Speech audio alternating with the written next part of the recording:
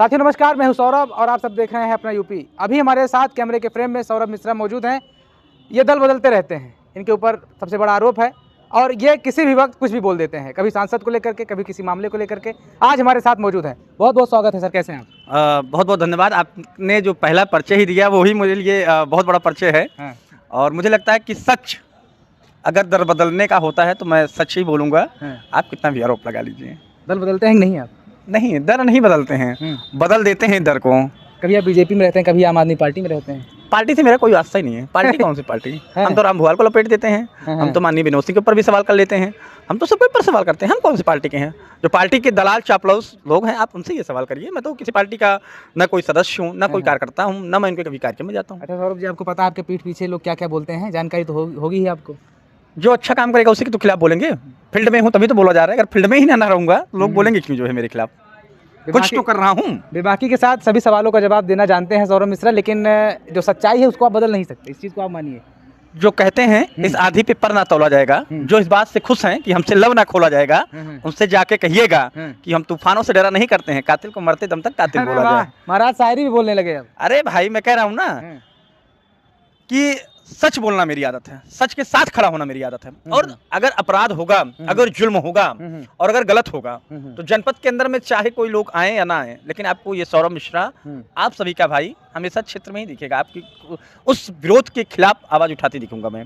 अभी आपकी फोटो एक वायरल हो रही है जिसमें आप जो है पुतला फूकते हुए नजर आते हैं, विरोध प्रदर्शन करते हैं गोकसी को लेकर के। क्या मामला है पूरा? जब इस देश के अंदर में, इस प्रदेश के अंदर में, खास तौर पे इस जनपद कुशभवनपुर के अंदर में जिहादी जैसी मानसिकता के लोग अगर हम सभी की माता के ऊपर जघन्य अपराध करेंगे, उनको मारने का काम करेंगे, तो जिस प्रकार से वो हमारी माता के ऊपर जघन्य अपराध करेंगे, उसी प्रकार से उसी माता का मैं भी बेटा हूं, उनके साथ भी वही अपराध करने का मैं भी काम करूंगा।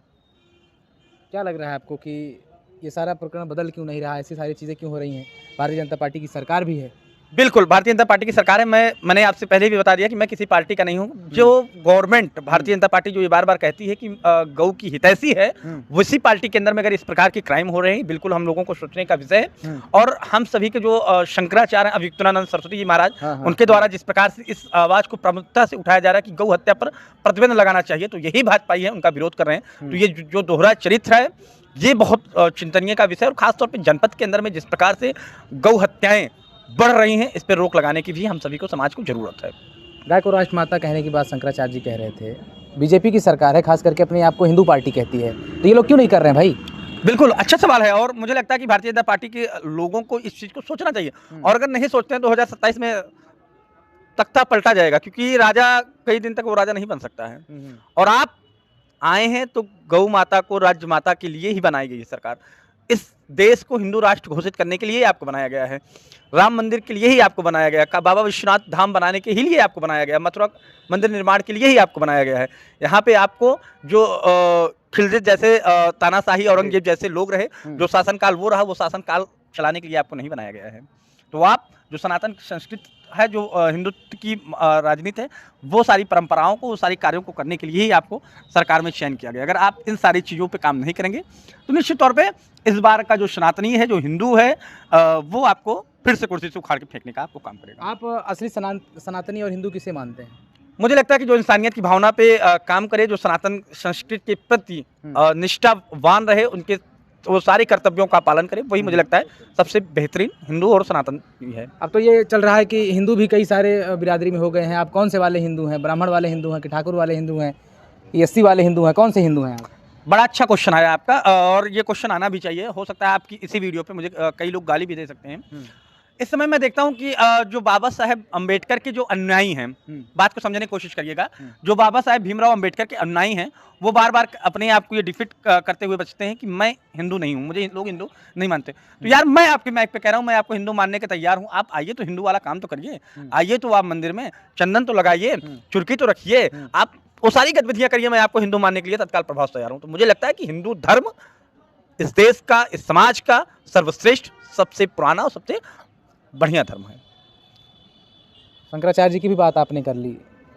लगातार शंकराचार्य जी उनके साथ महाकुंभ में भी क्या हुआ, लखनऊ में भी क्या हुआ, बनारस में क्या हुआ, सारी चीज़ों को आप जानते हैं। आप उनसे मिले इन सारे प्रकरण को लेकर? बिल्कुल, हमको पूर्व में शंकराचार्य जी ने समर्थन भी दिया है। और मुझे लगता है कि शंकराचार्य जी के साथ जो कृत्य हुआ है उसका खामियाजा कहीं ना कहीं भारतीय जनता पार्टी को उठाना पड़ेगा। वो आज नहीं तो कल उठाना पड़ेगा, क्योंकि ये राहें हमें बड़ी खूबसूरत नज़र आ रही हैं, लेकिन ये हमें कहीं ना कहीं तबाही की तरफ ले जा रही हैं।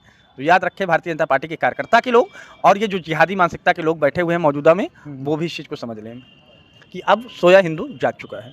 सांसद रामभुवाल निषाद जी को क्या कहेंगे? क्या गाय उनकी माता नहीं है? ये लोग गौकसी मामले पर और गौ को राष्ट्रमाता का दर्जा देने पर सांसद में चर्चा क्यों नहीं करते हैं? ये लोगों को चर्चा बिल्कुल करनी चाहिए। ये लोग चर्चा क्यों नहीं करते, शांत रहते हैं? देखिए, रामभुवाल जी जो सांसद जी हैं, मैं उनके बारे में तो मुझे लगता है कुछ कहना ही नहीं चाहिए। वो गाय पर चर्चा बाद में करेंगे। मैं उनसे यही निवेदन करूंगा, आग्रह करूंगा आपके चैनल पे कि हमारे जनपद में नियमित रूप से वो यहाँ पे विराजमान रहे, उपस्थित रहें। मुझे लगता है प्रथम प्राथमिकता इसको दें। उसके बाद मुझे लगता है कि अभी भी कई ऐसे नेता नगरीय लोग हैं जो इस चीज़ को संसद में उठा सकते हैं आसानी के साथ। लेकिन क्यों नहीं उठाते? वही तो आपसे पूछ रहे हैं। लम्हों के सीताराम वर्मा चाहे हो गए विधायक, वो भी नहीं बोलते हैं तो सो जाते हैं। अब ये बड़ा प्रश्न चिन्ह है। मैंने आपसे कहा, मैंने स्टार्टिंग में भी कहा, लास्ट में भी कहा कि मैं किसी पार्टी का प्रवक्ता नहीं हूँ। और इस जो सवाल आप कर रहे हैं, ये सवाल आपको किसी पार्टी के नेता से करना चाहिए। मैं तो एक सोशल वर्कर हूँ। मुझे ये लगता है कि वो समाजवादी हो, भारतीय जनता पार्टी हो, कांग्रेसी हो, कोई पार्टी हो, सबको गौ के हित में सिर्फ इतना ही कहा कि बोलना तो चाहिए उन लोगों को, अपने प्रश्न, जनता के सवाल संसद में, विधानसभा में रखना तो चाहिए। इस तरह की समस्याएं हैं, वो लोग कहते ही नहीं हैं। मुझे नहीं लगता कि वो उनकी माता हैं। मुझे नहीं लगता है, क्योंकि कहीं ना कहीं उनका बड़े पैमाने पे मौजूदा के सत्ता के लोगों का बड़े पैमाने पे श्रेय है। जिस प्रकार से आज गौ की हत्याएं हो रही हैं, चिंतनीय विषय। कहीं ना कहीं उनका बहुत बड़ा उसमें हाथ है, प्रशासन का तो हाथ है, लेकिन उनका भी कहीं ना कहीं उसमें बहुत बड़ा संलिप्तता है। इस पर 2027 में क्या लग रहा है आपको, किस तरह के बदलाव होंगे? 2027 के बारे में तो मैं कुछ नहीं कह सकता हूँ, क्योंकि मुझे नहीं लगता कि मैं किसी पार्टी के बारे में, किसी पार्टी का वोट तो देने जाएंगे ही आप। देखिए, वोट किसी का समर्थन तो है ही। ये जान लीजिए कि श्रवण इस बार जो है बीजेपी बाइकआउट करेगा, और मुझे लगता है कि इसके बाद जो देखा जाएगा, जो हमारे अभिभावक लोग, सीनियर लोग जो बताएंगे, हम लोग उसी तरफ बढ़ेंगे, आगे बढ़ेंगे। कुल मिला के भाजपा बाइकआउट। सांसद रामभुवाल निषाद की कार्यशैली से आप असंतुष्ट हैं? आप कह रहे हैं कि उनको पहले अपना जिला देख लेना चाहिए, गौकसी पर या गौ के विषय पर बाद में चर्चा करेंगे। बिल्कुल, मुझे लगता है कि उनको प्रथम प्राथमिकता जो है जनपद को देना चाहिए, क्योंकि जिस प्रकार से जनपद से लापता है, ये चिंतनीय विषय है। और जनपद के युवाओं को भी उनसे सवाल करने की भी आवश्यकता है, क्योंकि वो हमारे जनपद के सांसद हैं। हालांकि मैंने उनके कुछ कार्यों को देख भी रहा हूँ, सुन भी रहा हूँ, लेकिन जिस प्रकार से जनपद से वो नदारत रहते हैं, ये चिंतनीय विषय है। क्योंकि लोगों ने उनके ऊपर विश्वास किया, लगा कि लोग बेहतरीन काम करेंगे, लेकिन वो तो माता मेनका गांधी से भी ज़्यादा गड़बड़ निकल गए जो है। उनसे बेहतरीन अगर 100 नंबर की बात की जाए तो लगभग 95 से 98 नंबर जो है माननीय मेनका गांधी जी को ही जाएगा। एक आध दो नंबर अगर कोई गलती से दे देगा। ये स्थिति है उनकी। गोरखपुर गए हैं आप रामभुवाल जी के घर पे? मैं क्यों जाऊँगा? कितना दूर घर है उनका पता है? उनका स्टेटमेंट है घर इतना दूर है, दिल्ली आना, घर जाना, सारी चीज़ें देखना, कैसे मैनेज हो पाएगा? तो घर पे ही रहे। क्यों आ रहे हैं सुल्तानपुर? क्यों सुल्तानपुर के सांसद बन के? छोड़ दीजिए सीट, आप दूसरे किसी को आप यहाँ से दे दीजिए टिकट, जो है कोई और। लोगों ने पसंद किया भाई, उनको टिकट मिला। लोगों ने पसंद किया तो लोग ही विरोध कर रहे हैं, तो क्यों आप मानहानि दावा की धमकी देते हैं? तब आप क्यों मानहानि धमकी देते हैं? सवाल तो यही है ना। जब आपको लोगों ने चयन किया तो लोग अपना विरोध भी कर रहे हैं। मैं भी इसी जनपद का एक आम नागरिक हूँ, तो मैं भी सवाल करना मेरा भी नैतिक कर्तव्य है, तो मैं अपना नैतिक कर्तव्य निभा रहा हूँ जो है।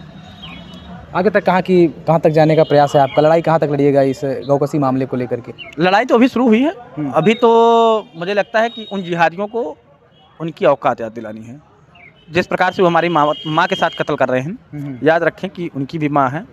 बड़ा बदलाव होगा? बदलाव नहीं, बदलाव शुरू हो गया है। बदलाव शुरू हो गया, बिल्कुल शुरू हो गया। इस पूरे प्रकरण में मुझे विश्वास भी है कि हमारी जनपद की प्रशासन भी हम सभी का साथ दे रही है। मैं खासतौर पर अपने जनपद के प्रशासन का भी आभार व्यक्त करूँगा कि वो त्वरित कार्रवाइयाँ इस सारे प्रकरण में कर रही हैं। तो मैं आपको बता दूं, सौरभ मिश्रा जी हमारे साथ थे और इन्होंने सुल्तानपुर के तमाम सारे प्रकरण पर जो है अपनी बात बेबाकी से रखी। फिलहाल इस वीडियो को लेकर के आपका अपनी क्या कुछ प्रतिक्रिया है कमेंट बॉक्स में ज़रूर बताइएगा। बहुत बहुत धन्यवाद।